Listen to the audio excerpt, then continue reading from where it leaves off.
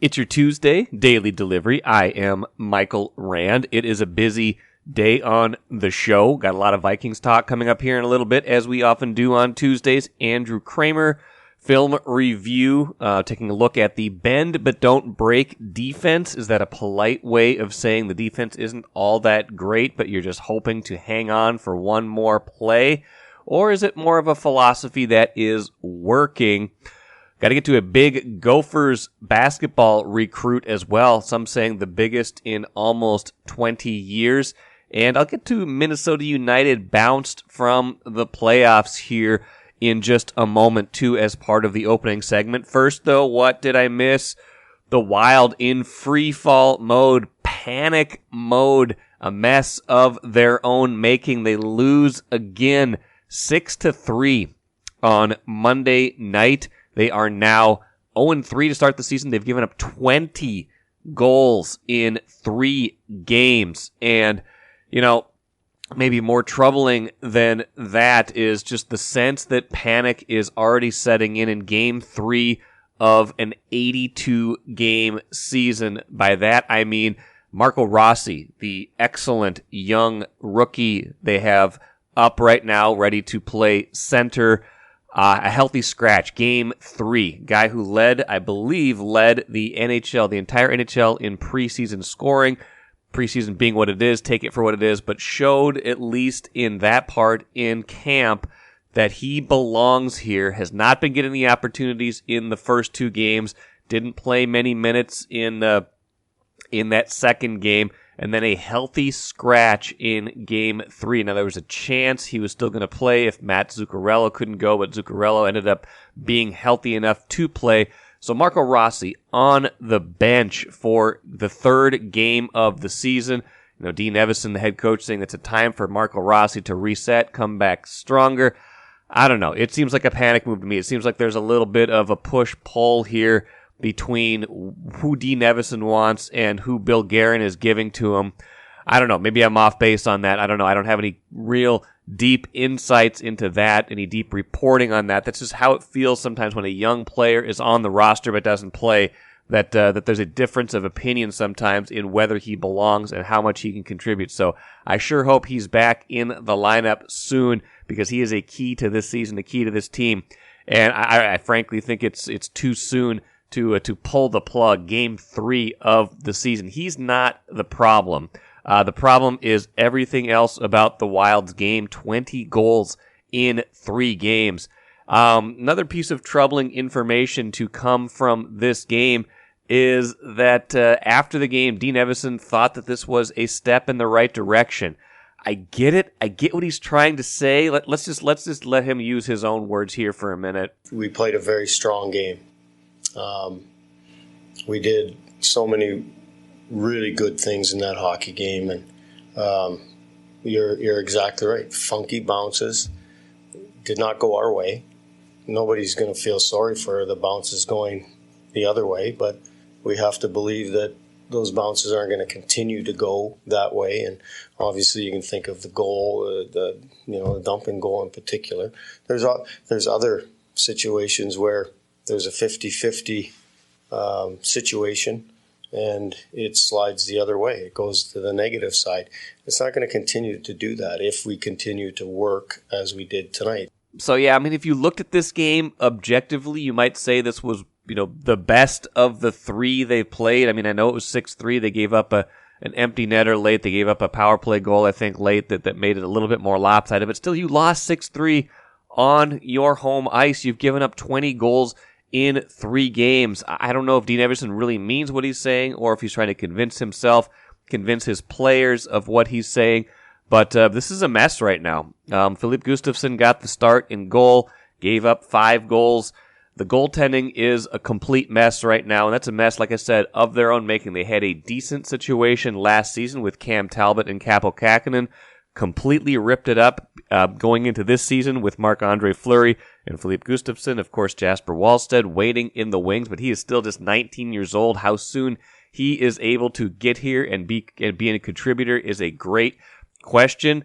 You hate to make that move out of necessity, but right now, the goaltending not going to get it done. Not just the goalies, but when you look at this, when you look at the expected goals on this season, the Wild expected to have scored 10 goals this season. That's according to Natural Stat Trick. Expected to have given up 9 goals this season. That's based on, where the shots are coming from, how good the chances are. So they're giving up more than twice as many goals as they would have expected to have been given up at this point in the season. So the goaltending, a complete mess right now. And again, it's 3 games in. I don't want to panic. I'm not the one who should be panicking here, but it seems like the Wild is in a certain amount of panic right now with how they are playing. They're trying to put out this message of moral victories, that they're getting better, that they're on their track, that they'll win more games if the puck luck starts following them. I don't know. I think they have to think that way right now, but it's discouraging right now to watch this team play the way it's playing right now. And, frankly, they have nobody to blame but themselves right now, because these are the players they picked, this is the roster they put together, and this is the start that they deserved. Speaking of a mess of their own making, Minnesota United falls to FC Dallas in a shootout in the playoffs. Actually thought they played pretty well in this playoff game, 1-1 after 120 minutes. Emmanuel Reynoso gave them a lead in the second half, but they couldn't hold it. Dallas equalized. And game was pretty competitive, pretty close. Dane St. Clair made a beautiful save. I believe it was in the second half of the extra time. Stopped the ball that looked like it was destined for the back of the net. Stopped it right on the goal line, made that save to keep the game tied and sent it to those penalty kicks. But in the PKs, the Loons failed to convert one. Will Trapp missed. I think it was the second kick. Was saved by Dallas, and Dallas converted all 5 of theirs to advance. The bigger point on this, though, is that the Loons shouldn't have been in this position. They could have had a much more favorable playoff draw had they not finished the season so poorly. Had they not had that stretch of 5-1 right before they beat Vancouver at the end of the year to sneak into the playoffs. Get a home match, get a better draw in the first round, then you're not fighting the number 3 seed and not getting rewarded for your best effort in the playoffs. So Adrian Heath talking about major changes this offseason. Yeah, I would imagine so, based on the roster, based on some of the things he said during that losing streak about not being able to understand how this is happening, not being able to get the players to do the things they should be doing, some of the motivational stuff, some of the stuff on the field. So that's a team in transition as well. We'll see what those changes are.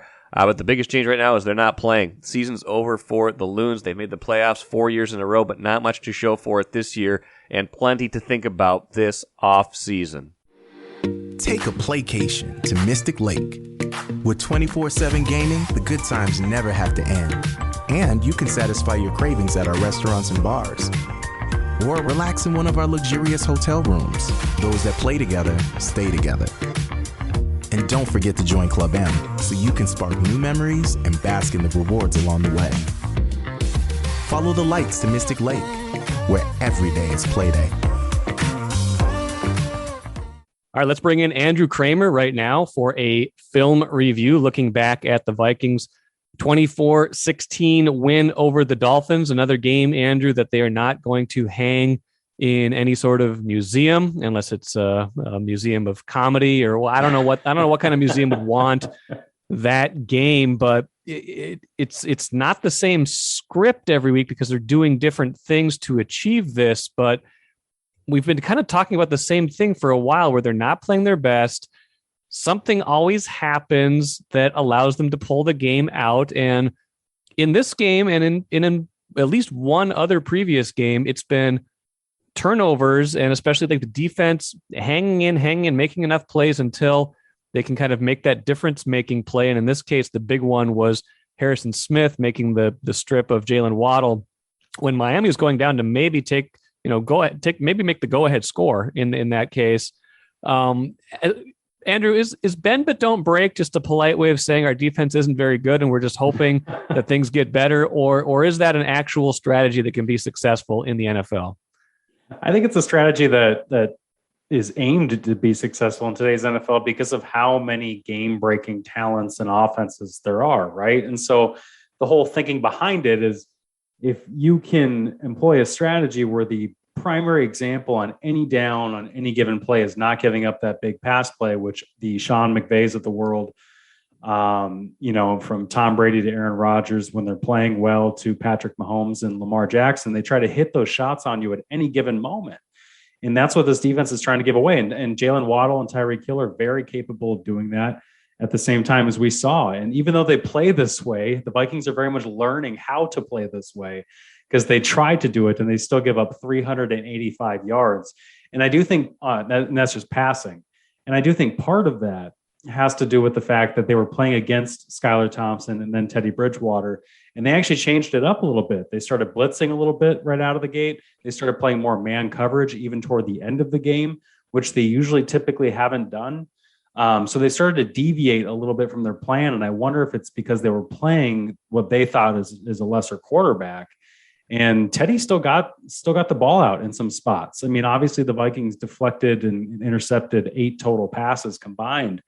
But they still, again, threw for 385 yards, and Waddle and Hill had their moments. So this is a defense that's very much learning how to play this style. And there are better ways to play it than how they're currently playing it, because they're giving up a lot of yardage. Well, they are. And, that does beg the question, like, is this sustainable? I think that's the question that everybody has about just the Vikings in general right now. Like they're winning. They're winning on the margins. They're winning differently, but close generally. They got barely anything going offensively initially in that game before eventually getting 24 points. And we'll get to the offense in a little bit, but like turnover differential, I think from year to year is one of those stats that can be pretty volatile. Like you can coach it to a certain degree, but sometimes it's just luck. And I think Harrison Smith even kind of said like he wasn't necessarily going for the ball in that play. It's just like when you're tackling at that level, sometimes the ball will come out. And yeah, you can be taught that, you can do things like that, but like at the end of the day, how realistic is it to keep forcing or making those big plays in those key moments, like the Cam Dantzler strip the week before? Like how often should you be not relying on that, but should you be thinking of that as part of your overall strategy, or is that something that should be kind of nice to have, but hopefully you figure out other ways to slow somebody down?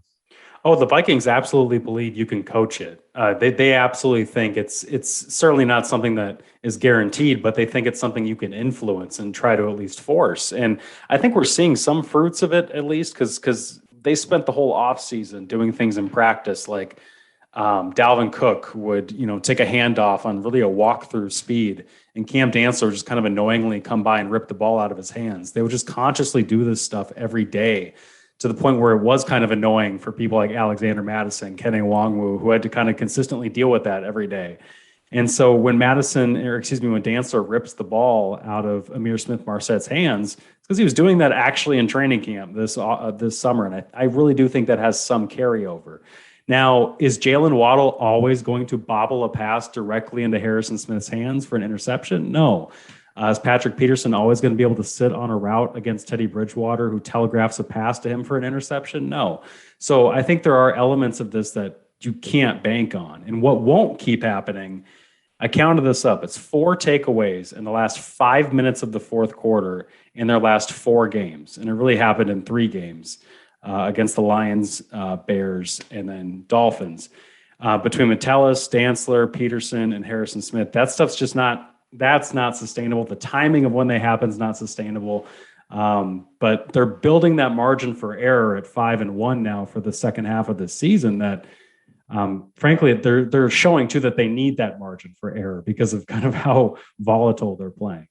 And you mentioned some of the pass rush stuff, which I thought was interesting. They certainly got more of that than I think they had since the Green Bay game, and it was more consistent. They were bringing more pressure, and it wasn't always getting home, but it was affecting things. I mean, as the coaching staff, do you think still kind of learning, like adapting on the fly to the personnel, or how do you? It kind of does, like you said, feel like there's kind of a mixing and matching of what they started with versus what they're in right now to a certain degree. What do you mean by that in terms of when it comes to their pass rush? Just in terms of their pass rush, just in terms of like they didn't seem like they were doing much aggressive stuff at all for a few games. And now, if whether it's situational, it's just based on the quarterback, or if they're just saying, hey, we can't just sit back because we're not ready to play that way yet. I'm just trying to figure out where they are in terms of their thinking, especially the defensive staff. I do think it's combined. I haven't talked to any of the defensive coaches about this past week's game plan, but when you start off the season with such a low blitz rate and such a low 5-man pressure rate the way they did, I think that's philosophical. It's the way Ed Donatel wanted to play this going into it. But then you had Eric Kendricks. You had guys stepping up and kind of voicing and saying, hey, we should probably play a little bit more aggressive. And you have a head coach in Kevin O'Connell who preaches that player ownership and wanting that involvement of like, if you've got guys, enough veteran guys suggesting, hey, maybe we should do something different. This is a coaching staff that's more inclined to listen than most in the NFL. So I think we're seeing some of those changes. But I also think part of it, again, is the quarterback play and who they've played. They have played Justin Fields. They have played Teddy Bridgewater, Skylar Thompson. These are guys you can blitz. These are guys you can really send after and not really worry about getting beat deep too often. And it's not like we've seen this incredibly high blitz rate either against those guys. It's just been kind of marginally higher compared to the start of the season. I do wonder when they face Aaron Rodgers again, if they face Jalen Hurts again down the road, what would they do against those guys? Would it be as conservative as we've seen in the past in terms of their approaches? We might see them revert completely back to what they did at the start of the season. Even against Kyler Murray coming out of the bye, that'll be a little bit of a different test. It sounds like the Cardinals just traded for Robbie Anderson. They're getting DeAndre Hopkins back, so they'll probably have a little bit more of a passing attack than they have had in the past. So we'll see about that. Now, the flip side of this game was the defense was on the field for an awfully long time because the offense had 10 3-and-outs in this game. And I kept seeing the stat that the Dolphins had only forced 3-and-outs the entire season before that game. So the Vikings gave them 10. They now have 13. That it was just, I don't know what it was exactly. And there was certainly some frustration, I think, on Kirk Cousins' part. And there was some sideline interaction between him and Kevin O'Connell. Nothing quite like the shoving match between Kirk Cousins and Mike Zimmer the year before. But it does seem like when you go 3-and-out that many times, people are just going to be frustrated naturally. What were you seeing in terms of what was causing a lot of whether it's miscommunication or just the inability to even get a first down on 10 different drives? Yeah, when you listen to O'Connell and Cousins after the game, and then you read Ben Gessling kind of got into that side conversation between those guys, just all the stuff that goes into setting out the offense in terms of the messaging, what personnel groupings they're doing it out of, the communication, whether or not everybody's hearing the play calls, hearing the adjustments at the line. There's so many factors that go into it that they're clearly still working through, that you don't have 10 3-and-outs unless all of these things are going wrong at some point or another. And so I think that's what we saw, because it was incredible. It was incredible how inconsistent that offense was and how bad. I guess they were consistently bad, really, with all those 3-and-outs. And Kevin O'Connell at one point on the broadcast called out the wide receivers. He said the wide receivers need to get open. He said right now they're just not beating Byron Jones and Xavier Howard, the corners for the Dolphins. And I think when listening to the coaches going into that game, I wonder how seriously they were taking that Dolphins secondary, because just asking them about it, there was the response you would get is, well, really the best part of that defense is that they'll try to pressure you and make things easy on that back end.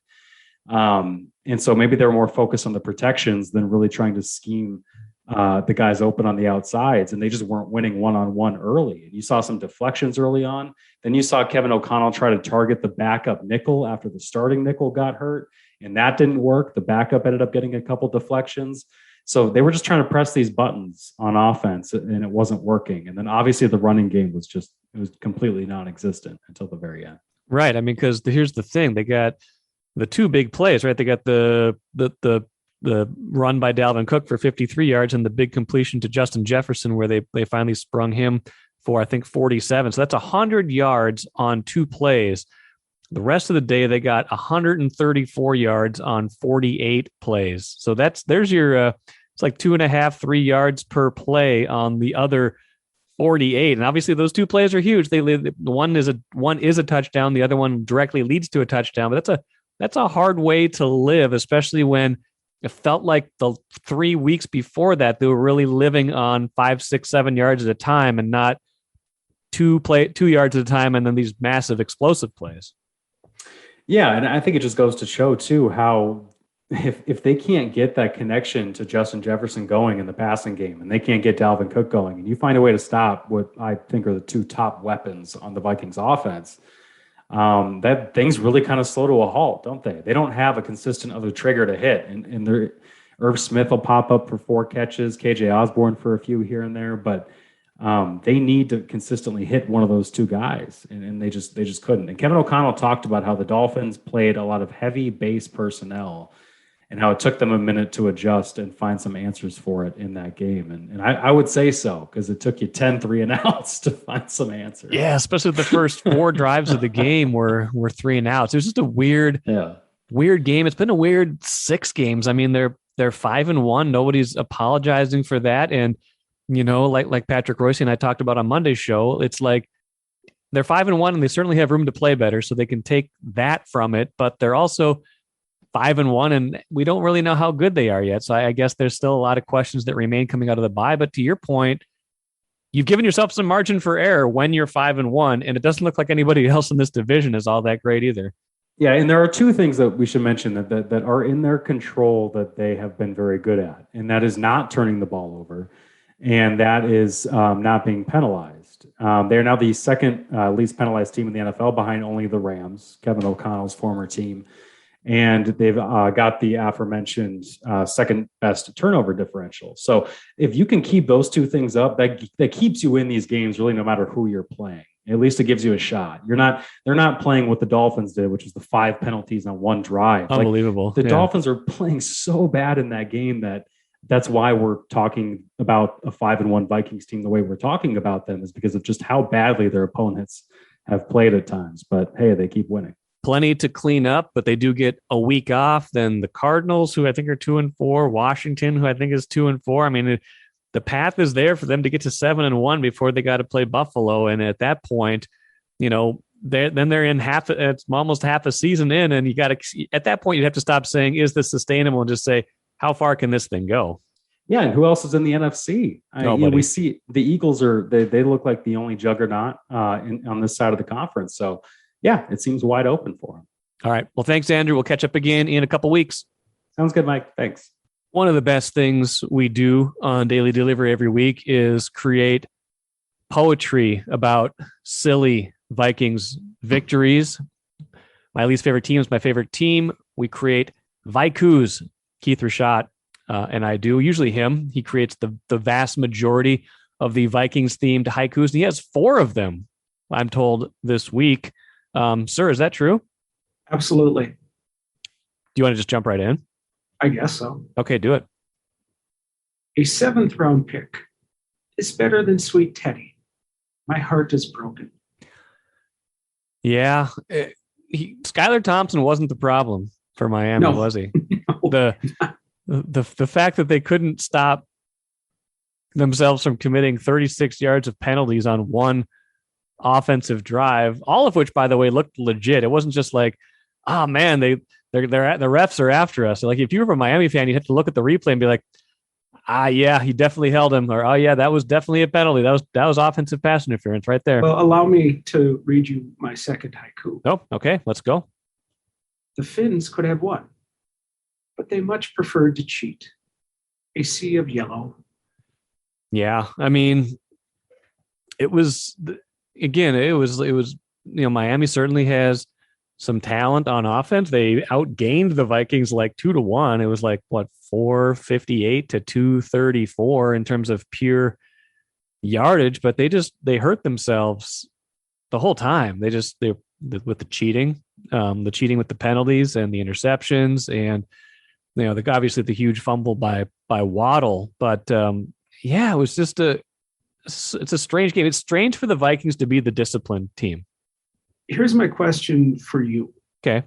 Right. So you talked about that drive where they gained 75 yards or whatever and gave 36 of it back. Yeah. On that one crazy drive. And you're right. Every single penalty seemed legit. Yes. They actually were just cheating or committing penalties. Yeah. So did the Miami offense look that good and just get stalled because they were cheating, or did they look that good because they were committing the penalties? would they have looked worse or not as efficient? And because you're right, that goofy 7th round rookie QB looked amazing. He made the Vikings defense look silly for the first period of that game, to the point where it was a relief when Teddy Bridgewater came in and slowed everything down, unfortunately, with maybe his own issues that he was dealing with, as it were. But was the offense that good with this rookie QB, or was it just because they were trying to commit all this penalties and all this stuff? I don't know. I mean, they have playmakers. Obviously, they've got Tyreek Hill and Waddle. I mean, those guys are pretty good at. Yes, they are. Oh my and they goodness. can take, and those are the kind of guys that can win with any quarterback, because those are run after the catch guys. You don't have to. The quarterback doesn't have to be super accurate or great to get them the ball and let them do a lot of bit of the work. And I don't know that the Vikings have a whole lot of that on their team right now. Justin Jefferson, certainly a great talent, a special talent, but tends to be more of a route runner than just, hey, get him the ball and let him run with it. He's not a Percy Harvin type of player where it's just like, hey, get him the ball and he might make something great happen. Those guys are. That said, some teams I think do kind of work on the margins and try to, get away with stuff to a certain degree, and hoping that they're not going to call everything and pop some big plays. I think the Vikings are kind of the opposite. Andrew Krammer and I were just talking about it, and I didn't realize until he mentioned it. They are the second least penalized team in the entire NFL right now, behind the Rams, and they play generally a pretty clean game, and that, maybe that's the kind of game we can all be proud of. Yeah, I mean, I don't know if people are proud just of sportsmanship, and everybody's having fun out there. And nobody has any complaints about the style points. They're just happy they're 5-1, right? Absolutely. Well, it speaks to what we talked about last week, and about being happy that they're 5-1. And you're absolutely right. How many times have we watched, again, the opposite happen, that we've watched the Vikings be the ones to bonehead their way into a loss or do something stupid or ridiculous? It was the entire Mike Tice era. Yes, he was the definition of that. That was an undisciplined team by and large. Very, very much so. And so again, in this, here for a good time, not for a long time philosophy that we've adopted during this particular segment, it was just nice to see this team be the beneficiary of somebody else's mistake. It happens occasionally, right? But it feels like the Vikings are pretty good, or had been pretty good at various periods in their history, of being the ones to throw the game away or do something silly or have something silly happen to them, as opposed to what happened on Sunday. Yeah, and I can't tell yet whether that's just the hallmark of this team and that's going to continue, or if a lot of this will even out at a certain point, just because that's how these things sometimes work. I can't tell yet. I'm still very much stuck in the who cares mode. Yeah. Just take it while you can and love it while you can. Because again, not real sure this is a championship caliber team, but they are 5-1. So while the getting's good. We keep saying how this isn't sustainable, we say about the team that keeps sustaining this. That's right. All right, let's hear number 3. Number 3. The offensive line lived up to the epithet. Mike Rand bows his head. Yeah, it was not. There was a play. Bradbury got blown up a couple times. There's a play that I think Ed Ingram just got absolutely destroyed, essentially thrown back into Kirk Cousins on one of the plays that he was pressured. I mean, they, again, like Andrew and I talked about, they had 100 yards on the Dalvin Cook touchdown run and the Justin Jefferson long play that set up the touchdown. Otherwise, they had 134 yards on 48 plays. And that's speaking a lot to a lot of 2-yard gains, a lot of 3-yard gains, just the running game, just not really getting them into the kind of favorable down and distance that they had been. And I think that a lot of that goes back to the line play. They weren't hitting on a lot of those first downs to get into 2nd and 4, 2nd and 3. And a lot of that was just because plays were getting blown up at the line. And so I don't think Miami has like the world's greatest defensive line either. So that's a concern to think about coming out of the bye. Well, and as we've established, I watch the 45-minute supercut of the game most weeks just because of my circumstances. And that doesn't always give you the same time to process what's happening in the game. It's just play after play after play. Right. And I'm watching this. And as I'm watching this, I swear to you, there were countless times when it felt like the Dolphins were playing 17 guys on defense, because there were just that many swarming, that they blitzed a whole bunch, and there were that many swarming Kirk Cousins, and that offensive line could do nothing, right? So there's a pack of 7 guys, 7 Dolphins in the backfield, while this offensive line is just getting crumbled. And it was just sort of disgusting to watch in that respect. And it again, they won. I am happy. I could care less about the rest of it, but it's also why it's hard to envision long-term success for this team, because it feels like Miami might have established a blueprint here. Just throw a whole bunch of guys at this offensive line, because they can't handle 4 really good ones, let alone 6 or 7. And if you can't even have the time to get your weapons to work or develop or have anything work out for you, it was just kind of ugly. Yep. But unless of course you are deeply into the art of punting. Yes. If that's what you were into, if that's your thing, this was the game for you. Can I interest you in bend but don't break? Do you like that a whole lot? All right. Last one from you, then I've got one for you. Okay. Can you win 2 ways, both with success and default? A division crown? Well, Green Bay lost 27-10 to the Jets. I don't know if you noticed that. I might have noted that. Yeah. They don't seem to be very good. That's always subject to change. I feel like there's been multiple examples in past years where we've written off the Packers too soon and it's come back to haunt. So there's certainly something to be said for letting this all play out. But, Vikings are 5-1. Everybody in the division is either 3-3 or worse. The Vikings are 3-0 in the division, all of those home wins, but they are definitely in a good place right now as everything stands. And I mean, they kind of stay the course. You can see a pretty clear path to winning the division at this point.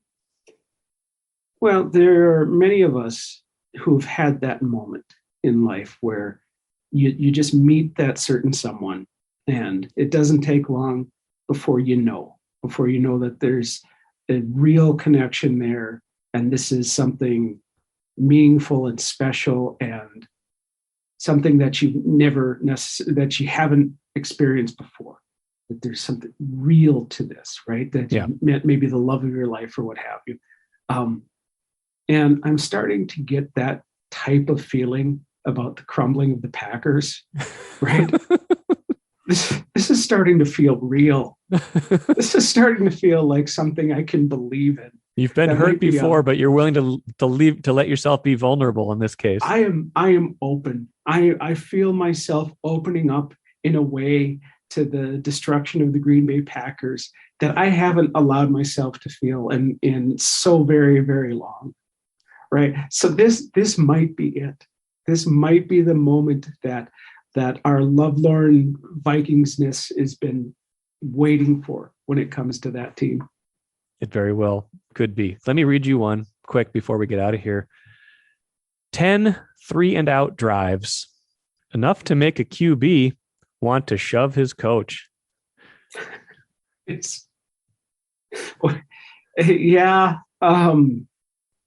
It'll never be better than when Mike Zimmer and Kirk Cousins almost punched each other after a win. That will always be the pinnacle. Yes. Of the Kirk Cousins and his coach era.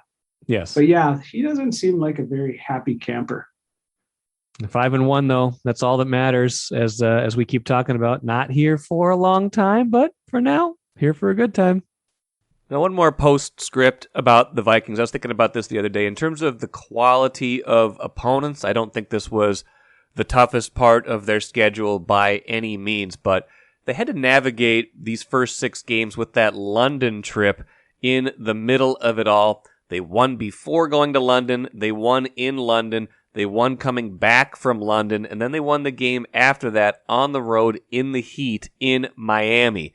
That to me was pretty impressive. I know they didn't play great in any of those last 4 wins, but they got those wins and they were the best. They were their best in the second half in the fourth quarter.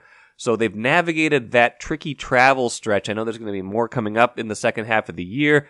Second half after the bye, they got to play the Bills. They've got some tougher opponents, but just in terms of what they've been able to navigate this season and that London trip, coming out of that with all wins, being able to get to that bye, get some rest at 5-1, that sets themselves up for a very good possibility in these final 11 games this year. So pay attention to that. Being able to navigate that, being able to win when you're not at your best, that is a good trait for a team to have, even if you'd like to see them play their best one of these weeks. Let us finish with the cooler. Gophers men's basketball. Marcus Fuller, by the way, all over this story. I'm expecting to have him on the podcast later this week to talk about this a little bit more. But 7'1", Riverside, California center Dennis Evans heading to the Gophers. Picks them yesterday over TCU. Number 13 recruit in the country, according to Rivals.com. Highest rated incoming recruit since Chris Humphreys in 2003. Biggest out-of-state recruit since the 1990s. So the guy with the 7'7" wingspan had 16 blocked shots in a game last season. So he will make a huge difference here. Loved the visit. It's a big get for Ben Johnson, who already has a commitment from the top player in Illinois for next season as well. So good things coming to this team as it tries to build up from the ground up. That's a big recruit for them, a big get for Ben Johnson. And like I said, Marcus Fuller and I will talk a lot more about the implications and just who this young man is on probably Thursday or Friday show later this week.